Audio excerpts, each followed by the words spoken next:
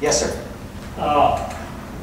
Pretty broad spectrum I'm going to ask you about, but do you have any inklings of what you will do when it comes to the huge part of our deficits brought on by the welfare system? They get free cell phones. There's $7.8 million allocated in the state of Ohio for free cell phones for welfare recipients. And if you get 250 minutes a month with that, and if you sign someone else on under you, you get another additional 100 minutes.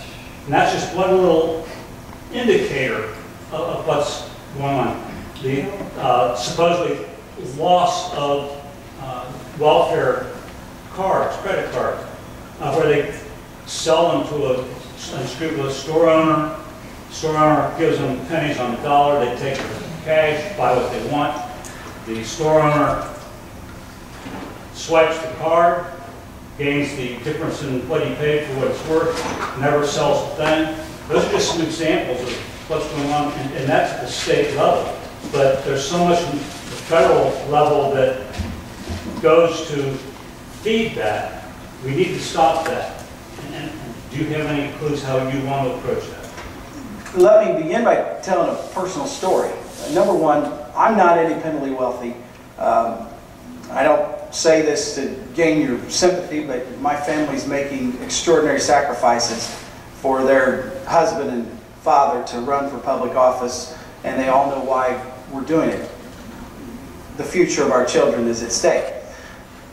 Amy told me the other day that she was at Walmart, and she was behind a family that had very well-dressed family, piles of groceries. The bill ended up being well over $200.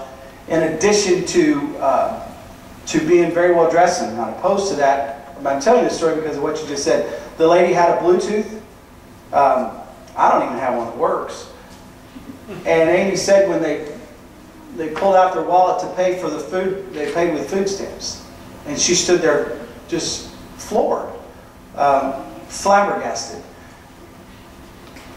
There was an article the other day that said that now more than a third of people in the United States are hooked on the federal government.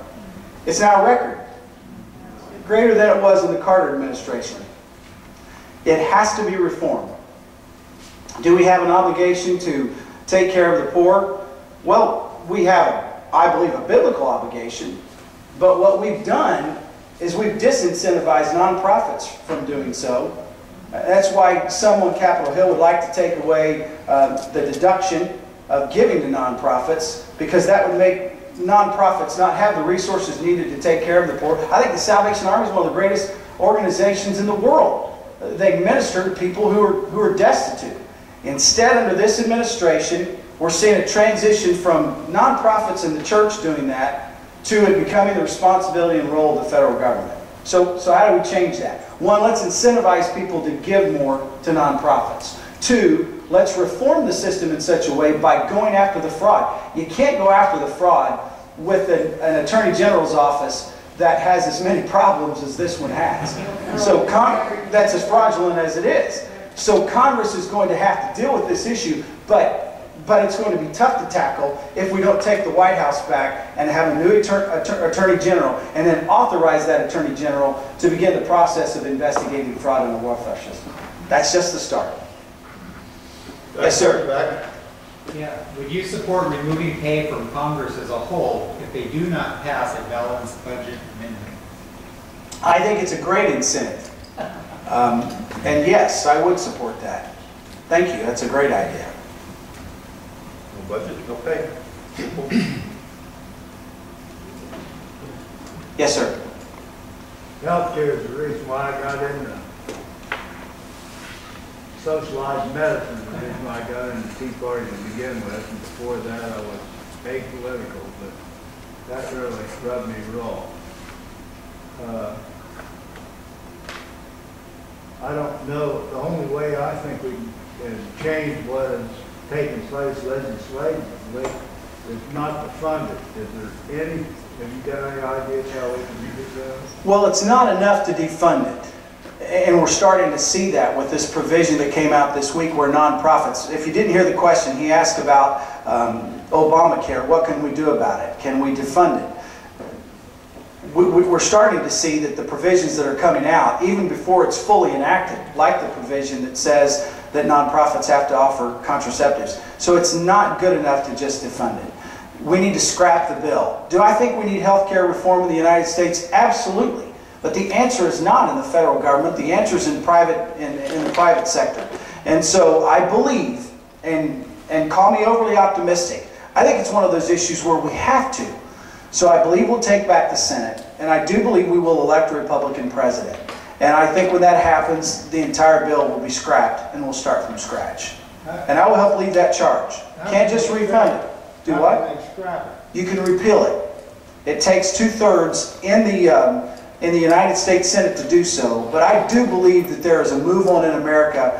We may not get 67 votes, but I think there will be enough Democrats who will see the writing on the wall that they will not be nearly as obstructionist as they are right now. And so I think we can, if we have the votes, we can repeal the bill in its entirety. Let's say they don't repeal it, what can they do? If we do not repeal it, the only thing we could do is defund it. But that doesn't change the fact that provisions of it are being instituted right now. Another provision that comes into play that's going to affect business in our 6th district is the tax that they're going to put on medical devices. One of our larger employers right down the road in Ripley County is going to be affected by that. And so that's why we have to repeal it. Well, I hope you get it done. Thank you, sir. I will do my best. Yes, ma'am. Yeah, right now, the thought is that, take care of me, all right, for the government. But like with this situation with the Catholic Church, and I spoke to you a little bit before about this, is that people don't realize the power and the effect that is trying to take over everything in Washington, to the degree that hit me in the head yesterday when I was looking over some information that I had in my records from 2009 when they were first discussing this Obamacare and what has happened now. And I mentioned to Don, and what really frightened me and hit me so hard is that it's almost 8 out of 10 patients in hospitals are in a Catholic hospital. That's a lot of money and power. And I believe that this evil person in the White House, he is trying to figure out how he can take over those hospitals. And that's what he's doing all of this for right now. I want you to just think about that. And you know, when you realize what's already being done. Yesterday, the Commander-in-Chief put an edict through that God will be taken off of everything and anything on patches that the military wears. Does that mean the chaplains too? I'm not quite sure. This is what happened in this last week and a half. If you put everything together, which I do, and you start to see what was happening in this last week and a half of your freedoms, is just beyond absolute belief. Just this last week and a half. It's incredible. But one thing I wanted to ask you the other day when we saw you, you had mentioned what the individual's debt was now for every man, woman, and child. It was $52,000 something. Do you remember what that figure was?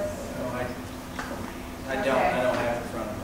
Because this is another thing I have from when we had our first Tea Party big rally on Flag Day over here on the green in town here. And this one parent had this little girl there, and I'll read it. It says, "I'm already $38,375 in debt, and I only own a dollhouse." You know what that figure is now? I just said it's $52,000. That's from 2009 to 2012, 3 years. it went up $20,000. Thank you, Judy. Don, would you make your closing statements, after which Don has agreed to stay a little bit longer and answer your individual questions on a one-on-one basis. I really appreciate you allowing me to be here tonight, and thank you for your kind attention and your questions. Again, my answers will never be perfect, but please always know that they're from my heart. I want to close by just saying this. Ladies and gentlemen, our nation's at a crossroad tonight. And down one path is a European socialistic state. And I believe down the other path is my favorite president, Ronald Reagan, shining city on a hill. And if you will lock arms with me, and what I'd like for you to do tonight, we have sheets that you can sign if you care about getting involved. We have sign-up sheets that Tom would be willing to pass out to you. If you're still undecided, I'd at least like your name and your email address, because I'd like to keep you informed about how the campaign is going. But if you care about our nation and you share my passion tonight, then I'm asking you to lock arms with our campaign. And this is a fight that we're in, but I believe it's a fight that we can win. And 10 years from now, you and I will be able to look back when this fight is over and we've preserved our great nation. We'll be able to look at our children and our grandchildren, and we'll be able to say, because we stood up in 2012 and made a difference, the United States of America is still the land of the free and the home of the brave. God bless you. God bless America. Thank you for letting me be here.